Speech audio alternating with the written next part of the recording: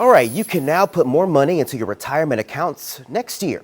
The IRS recently announced Friday employees can set aside more money due to the increase in inflation.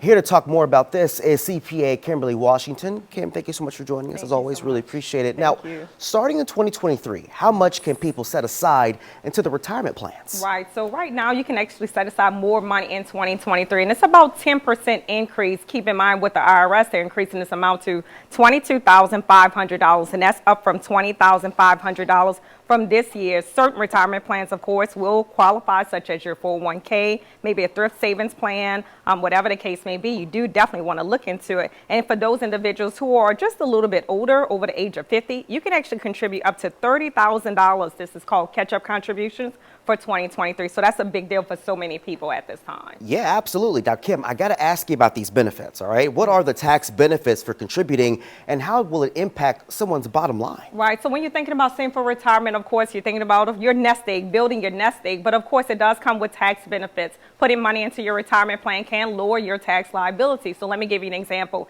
If you save about $1,000 and you set aside $100, that $100 isn't taxed. So that's a way that it can lower your tax liability. So that's why you definitely want to make certain that you put in something aside. Kim, you talked about saving right there. For someone who is saving for retirement, what tax credits may be available to them?